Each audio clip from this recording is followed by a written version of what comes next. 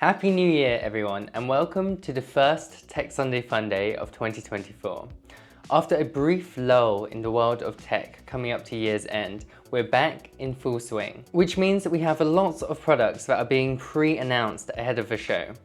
This week we have solar-powered headphones, laptops from the future, AI-powered TVs, and lots of products from LG. If you're enjoying this series, then a like and subscribe would be incredible. It's the best way of supporting the channel. And if you have any suggestions on how to improve this series, then just let me know in the comments below. Anyway, let's kick it off with Samsung's latest OLED monitors. Once upon a time, monitors used to be your TV's ugly cousin. The TV's got all of the best screen technology, and monitors got no love at all. Then, all of a sudden, OLED screens started making their way into monitors, turning a once ugly duckling into a beautiful swan.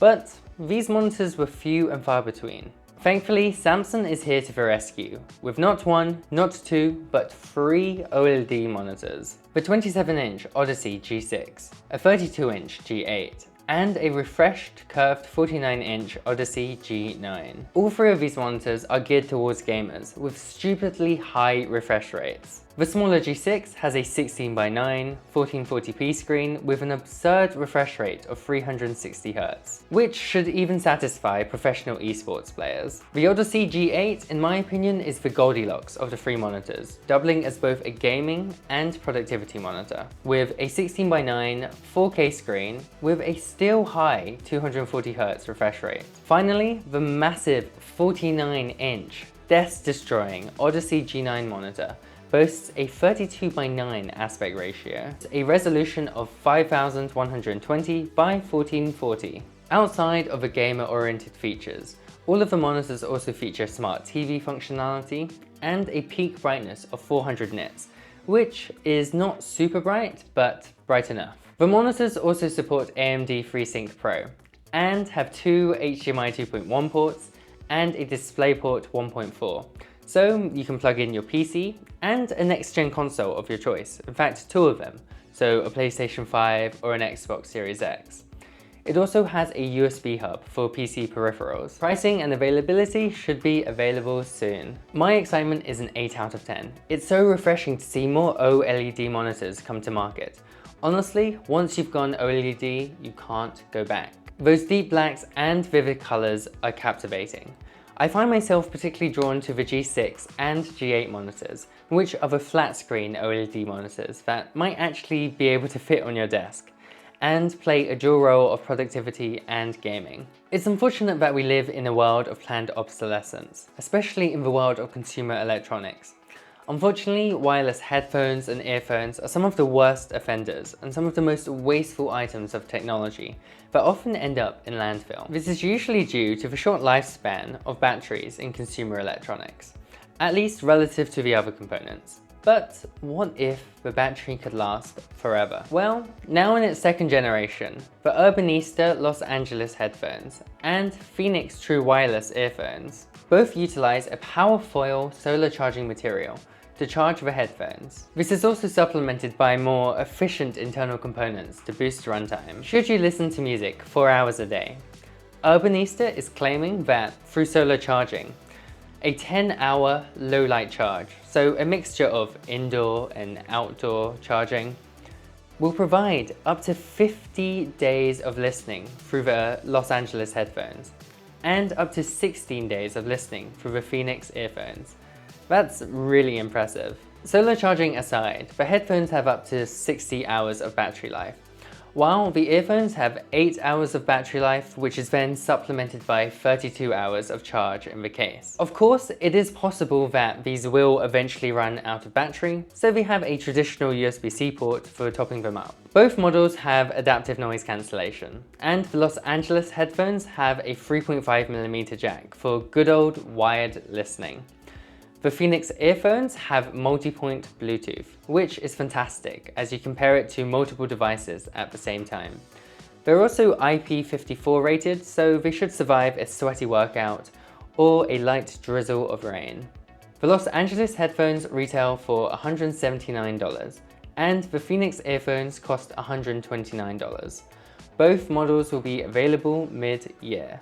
My excitement for this is a 7 out of 10.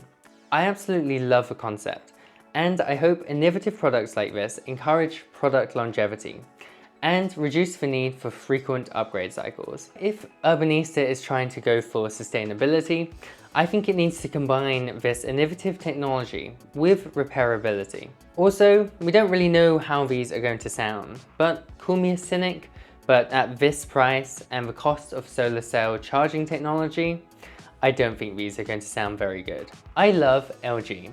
I think they're one of the few companies that still makes fun and wacky tech. I really wish they didn't quit the smartphone market, as their phones were full of personality. Anyway, their latest product, the LG Dukebox, is a combination of fun and wacky, old and new. Details are pretty sparse at the moment, but the Dukebox is a vacuum tube powered speaker with a transparent OLED screen which can show the music currently playing or simulate a fireplace, because why not? Speaker-wise, the LG Dukebox has front-facing speakers at the bottom and a 360-degree speaker at top. My excitement for this is a 9 out of 10. It's just such a fun and wacky combination of technology, and I kind of love it. Now it just needs to sound good. Typing on a touchscreen kind of sucks. Sure, it's fine for quick fire messages or a quick Instagram post, but when you need to type up something important, like an important email or some notes, nothing beats the sensation of a physical keyboard. I guess we already had that with Blackberries of the past, but they're long gone. Well, YouTubers Mr. Mobile and Crackberry Kevin have created a new company called Clicks Technology, which is bringing physical keyboards back to smartphones. Their first product, Clicks, is a physical keyboard case for the iPhone 14 Pro, iPhone 15 Pro, and the 15 Pro Max. There's no Bluetooth connection here, just a reliable wired Lightning or USB-C port. Your phone slides into the case and also powers the keyboard. The keyboard mirrors the looks and functionality of the iPhone keyboard you know and love. The added length of the keyboard case kind of makes your iPhone look like a long remote controller, but I kind of dig the look. The keyboard is backlit and supports keyboard shortcuts, something I didn't even know was possible in iOS. You learn something new every day. This might just be a gimmick, but for whatever reason, I'm going to give it an excitement level of 8 out of 10. I actually really miss the days of typing on a physical keyboard. That isn't necessarily because I typed any faster on a physical keyboard, but the sensation is just so much nicer than just tapping away on a lifeless screen. And I actually think the Clicks keyboard looks really nice as well. Microsoft is paving the way for 2024 to be the year of AI. To kickstart this journey, they're changing the Windows keyboard, something that has remained the same for many years. They're introducing a Copilot Key to new laptops and PC keyboards to quickly trigger the built-in Windows Copilot experience. In 2023, Microsoft built the foundations for the Copilot experience, integrating it deeply into the Windows experience. Now, with the addition of the Copilot Key, it's easier than ever to interact with this. Quite often, new software experiences end up being buried under software menus, and they just don't end up getting used. By adding an easily accessible button, it becomes a core way of interacting with your computer. Dell's XPS lineup of laptops have always been a benchmark on how to design an excellent Windows device, and for the longest time, they were probably the closest competitor to Apple's MacBooks. Their updated lineup includes a 13-inch, 14-inch, and 16-inch laptop. This kind of mirrors Apple's own lineup actually. In terms of design, I think these laptops look incredible and give the MacBooks a run for their money. The most polarizing design elements are the invisible touch bar and trackpad. The invisible touch bar only appears at the press of a function key, and then fades away when not in use, while the trackpad blends into the body of the laptop, giving this super clean and uniform design. How the invisible touch bar and trackpad work functionally and how they feel is another question entirely. The new XPS laptops also feature the new Copilot button that I talked about earlier. Internally, the new XPS laptops pack Intel's latest Core Ultra chips, which give a decent boost in performance, but more importantly, big gains in efficiency, so you should actually get decent battery life this time. The screens on these look captivating, with an option for a 3K OLED panel with 120Hz refresh rate. Details and pricing should be announced very soon. My excitement level for this is an 8 out of 10. XPS laptops have always been very well designed, but the design this year just hits different. To me, these look like the laptops of the future. LG is on an absolute roll this year with fun and quirky tech. Their latest projector is the perfect embodiment of this. The LG Cinebeam Qube, with a Q, is a laser projector. I think it's a fantastic piece of industrial design. I love the clean lines, the fun handle, and everything just feels perfectly balanced, as all things should be. The Cube is much smaller than the pictures let on. In fact, it's 135mm tall and 80mm wide. That's tiny. Right now, details are scarce, but it does have USB-C ports, an HDMI eARC, and a 3-watt speaker, although you're probably better off pairing it with an external speaker. In terms of projected screen size, you can get up to 120 inches at 4K resolution. That's really impressive for something so small. Software-wise, it's running WebOS, presumably the same flavor of software as LG's own TVs. With the Cube being so small, it does have some inherent drawbacks. Namely, it's not very bright, capping out at 550 lumens. And the speakers at 3 watts are not going to be able to give you that immersive cinematic experience. The brightness does compare favorably to its closest competitor, the Samsung Freestyle projector, which has 550 lumens of brightness, but pales in comparison compared to the larger, but still somewhat portable XGME Horizon Ultra projector, which has 2300 lumens of brightness. While pricing is currently unavailable, I expect pricing to be closer to the Samsung Freestyle projector Generation 2 than the XGME one. My excitement is an 8 out of 10 here. There's a lot of 8s floating around this week, which can only be a good thing. I'm certainly biased here. I think projectors are really cool, and especially portable ones you can take on the go. I think the LG Cube is a beautifully designed portable projector, and the fact that it's 4K in this small-sized package is fantastic. The Meta Quest 3 was just announced a few months ago, and at the time it was packing the latest and greatest Snapdragon chip. But just a few months later, we have a successor to this chip. The big update is a resolution boost, with the new chip being able to support 4.3K resolution at 90 frames per second per eye.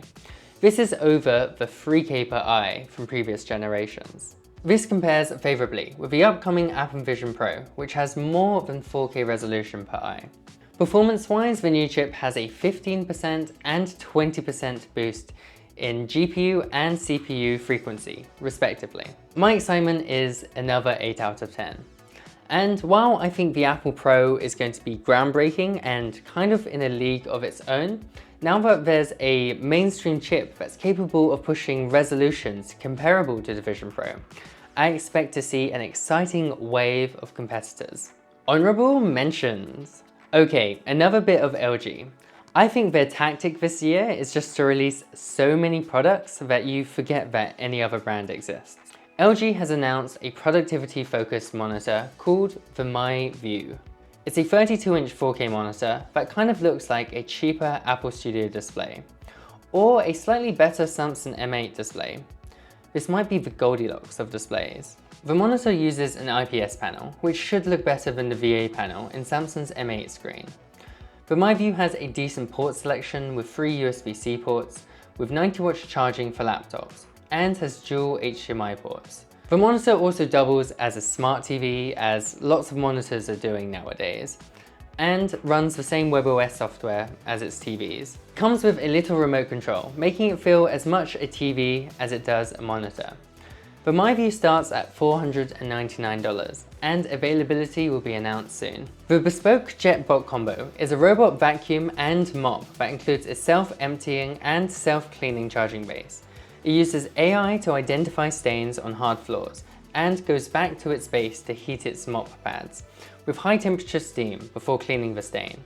It also has object recognition, a 3D sensor for better navigation, and can automatically remove the mop when switching between floor types. The product will be featured at CES 2024, and details about pricing and availability will be disclosed at a later date. LG UltraGear OLED monitors. The LG UltraGear 32GS9 5UE is an OLED monitor that can switch between 4K at 240Hz and Full HD at 480Hz. This is impressive and something I would never use, but hardcore competitive gamers will appreciate these ridiculous specs. You're going to need a seriously expensive and powerful PC to achieve those frame rates, but it's good to be future-proof. LG's 2024 OLED TVs. This year's LG's TV lineup for this year focuses on AI technology, rather than significant hardware updates, and includes updates to the LG signature OLED M, G4, C4, and B4 series. The new OLED TVs support higher refresh rates, up to 144Hz, which is fantastic for PC gamers. Exclusively to the M4 and G4 series is the new A11 processor, which enables advanced AI upscaling and other advanced AI features. Pricing and availability will be announced soon. Roku is announcing their Pro series of TVs this year, featuring mini LED displays for better contrast. These TVs also use AI to automatically adjust picture and audio settings based on the specific content being viewed.